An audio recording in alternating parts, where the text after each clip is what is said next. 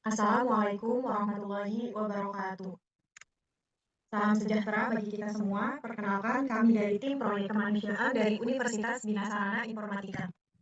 Pada kesempatan ini, dengan penuh rasa syukur dan bangga, kami ingin menyampaikan presentasi mengenai hasil-hasil penelitian pengembangan Sistem Informasi Publik Daerah Rawan Banjir yang merupakan bagian dari MBKM Proyek Kemanusiaan Data Driven, Kesiapsiagaan Bencana dan Resiliensi Pasca Bencana, yaitu analis dan visualisasi data. Baik, di sini ada rekan-rekan teman saya, yaitu ada Anjani Saputri, Detrinova Putri, Muhammad Hafiz Fadila, Nurul Swasik, Maksum Almani, dan yang terakhir ada Farsha Lisanus. Di sini yang pertama ada analis studi kebutuhan, yaitu mengevaluasi sistem yang ada. Yang kedua ada desain sistem, pemetaan kebutuhan desain arsitektur dan sistem. Yang ketiga ada pengembangan sistem, yaitu di mana pemrograman dibuat dan melalui uji coba. Yang keempat yaitu implementasi, peluncuran integrasi, dan yang terakhir ada evaluasi, monitoring, dan pemeliharaan. Latar belakang, banjir adalah masalah yang serius di Indonesia, khususnya di DKI Jakarta. Konteks proyek kemanusiaan, menyadari tinggi risiko dan dampak banjir di DKI Jakarta, berbagai upaya telah dilakukan untuk meningkatkan kesiapsiagaan dan mitigasi bencana. Selanjutnya ada permasalahan kebencanaan yang diatasi melalui pendekatan data science. Yang pertama, memprediksi potensi banjir. Yang kedua, ada memantau kondisi air, meningkatkan edukasi dan kesadaran, memberikan peringatan dini, dan membuat peta risiko banjir. Selanjutnya ada penerapan data science, analis data historis, pembelajaran mesin, visualisasi data, integrasi data. Di sini ada metode pengumpulan dan analisis data. Proyek ini menggunakan kombinasi beberapa metode pengumpulan data, yaitu metode analisis prediktif, metode penelitian kualitatif, metode penelitian kuantitatif. Pendekatan metode pengolahan data lalu diikuti dengan beberapa tahapan meliputi persiapan data, klasifikasi, verifikasi, serta pembuatan kesimpulan. Manfaat bagi masyarakat. Sistem informasi publik daerah rawan banjir di DKI Jakarta diharapkan dapat membantu mengurangi dampak banjir dan membangun masyarakat yang lebih tangguh bencana. 1. Meningkatkan kesiapsiagaan. 2. Meminimalkan dampak banjir. 3. Mendukung pengambilan keputusan. 4. Meningkatkan kesadaran. Kontribusi terhadap pemecahan masalah. Banjir adalah salah satu bencana alam yang paling sering terjadi di Indonesia. Dampak banjir dapat sangat merugikan baik secara ekonomi maupun sosial. Sistem informasi publik daerah rawan banjir di DKI Jakarta diharapkan dapat membantu mengurangi dampak banjir dan membangun masyarakat yang lebih tangguh bencana. Tahapan pengumpulan data. Yang pertama, identifikasi sumber data, data pemerintah dan data survei. Kemudian metodenya dibagi menjadi dua, data primer dan data sekunder. Untuk koleksi data, data dikumpulkan sesuai dengan metode yang telah dipilih. Dan untuk pembersihan data, data yang dikumpulkan kemudian dibersihkan dari kesalahan dan inkonsistensi. Teknik analisis data ada 3. Yang pertama, analisis statistik. Untuk mendeskripsikan dan memahami karakteristik data banjir, kita bisa menggunakan berbagai teknik statistik deskriptif seperti nilai rata-rata, median, modus, dan standar deviasi. Yang kedua ada analisis spasial, menganalisis data spasial terkait banjir seperti lokasi, sungai, dan daerah rawan banjir. Teknik ini membantu dalam memvisualisasikan daerah-daerah yang rentan terhadap banjir, serta mengidentifikasi wilayah-wilayah yang harus diprioritaskan untuk upaya mitigasi dan adaptasi terhadap banjir. Yang ketiga ada machine learning, mengembangkan model prediksi banjir yang akurat adalah hal yang penting. Kemudian untuk proses pengembangan sistem informasi, yang pertama ada analisis kebutuhan pengguna, yang kedua ada perencanaan sistem, yang ketiga desain UI UX, yang keempat ada pengembangan sistem, yang kelima ada pengujian sistem, yang keenam ada implementasi sistem, dan yang terakhir ada pemeliharaan sistem. Yang selanjutnya adalah proses pengembangan sistem informasi, pengembangan sistem. Pemrograman sistem informasi dilakukan menggunakan metodologi waterfall.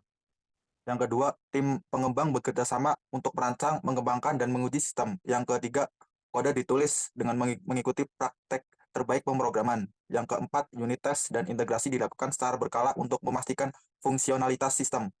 Selanjutnya adalah proses pengembangan sistem.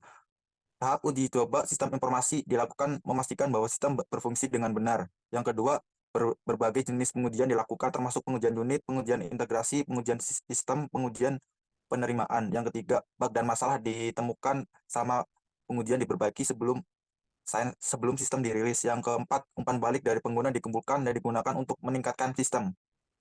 Proses pengembangan sistem informasi. Integrasi data science pada sistem informasi. Yang pertama, pengumpulan dan persiapan data. Yang kedua, pemilihan model machine learning. Yang ketiga, pelatihan model. Keempat, evaluasi model. Kelima, integrasi model ke dalam sistem. Dan keenam, pemantauan dan pemeliharaan. Temuan analisis data ada dua, yaitu akurasi prediksi dan manajemen air. Hasil sistem informasi. Yang pertama, fitur pemantauan banjir. Yang kedua, fitur prediksi banjir. Ketiga, fitur peringatan dini. Fitur edukasi dan berita informasi banjir. Dan terakhir, peta informasi banjir. Selanjutnya ada tantangan dan solusi, yaitu tantangan utamanya dalam menganalisis sistem informasi publik untuk daerah rawan banjir di DKI Jakarta meliputi akses terhadap data yang terfragmentasi.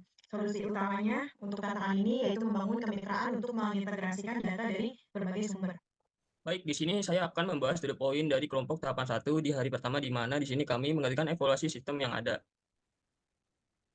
Evaluasi sistem yang ada. Evaluasi kebutuhan sistem adalah proses analisis komparatif yang bertujuan untuk mengidentifikasi dan mendokumentasikan spesifikasi fungsional dan non-fungsional yang harus dipenuhi oleh sistem untuk mencapai tujuan bisnis yang diinginkan.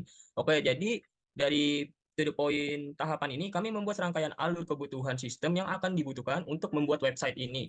Seperti pemrograman ada Visual Studio Code, terus ada Netlify, GitHub, Tailwind, CSS, dan juga Next.js. Untuk desain UI, kita menggunakan Figma, dan untuk prediksi ada React Chat JS2.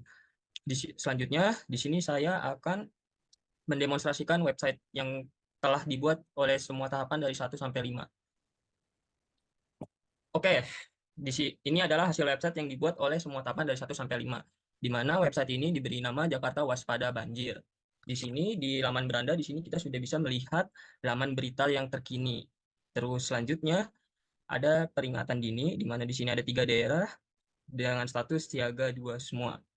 Terus ada pengelolaan air, di sini terbagi 2, ada data tinggi muka air dan data pompa air yang tersedia.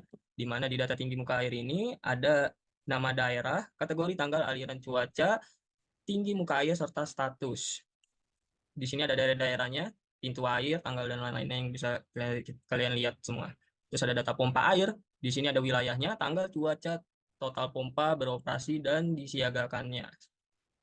Terus jika kita lihat selanjutnya lagi ke bawah, di sini ada akses cepat, di mana ada 3 fitur, informasi banjir, peta informasi banjir, dan berita, di mana di sini langsung tersedia beritanya seperti kalian di bawah. Terus di sini ada kontak kami jika kalian ingin menghubungi kami untuk mungkin memberikan saran dan lain-lainnya, di mana di sini ada nomor telepon kami, email, dan juga lokasi, di mana kalian bisa langsung saja memasukkan nama kalian, email, dan pesan yang ingin disampaikan. Dan di sini ada, jika kita lihat di atas beranda, ada 5 fitur atau menu yang tersedia, ada informasi, peta, berita, dan tanya jawab, serta kontak. Di sini saya akan mendemonstrasikan satu fiturnya saja, yaitu prediksi banjir. Oke, seperti yang kalian lihat di sini sudah terlihat ya, di sini ada tanggal dan ada 2 pintu air, Manggarai dan juga Istiqlal, di mana di sini dilihat dari diagramnya itu, yang warna biru itu tinggi muka air, yang warna hijau itu prediksi tinggi muka air, terus yang warna merah itu batas siaga, warna orange itu batas siaga 2, dan batas siaga 3 yang warna kuning. Jadi ya bisa dilihat juga sini angka tinggi permukaannya serta waktu yang tersedia di bawahnya, maksudnya waktu yang terlihat di bawahnya. Jadi hanya segini saja fitur yang bisa saya berikan karena minimnya waktu yang ada. Jadi mohon maaf jika ada sebuah kekurangannya. Baik, dari hasil kesimpulan dan rekomendasinya, yaitu yang pertama, pengguna data science dapat proyek ini terbukti efektif dalam meningkatkan pemahaman tentang pola dan tren banjir di DKI Jakarta, membangun model prediksi banjir yang akurat, menyediakan informasi yang relevan dan mudah diakses bagi masyarakat, mendukung pengambilan keputusan yang tepat untuk manajemen risiko banjir.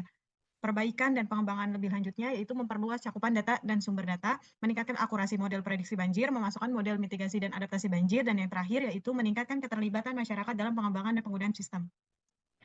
Dan di sini ada beberapa tim proyek sistem informasi yang ingin disampaikan untuk pesan terakhirnya, yaitu banjir merupakan masalah yang kompleks dan membutuhkan solusi yang komprehensif.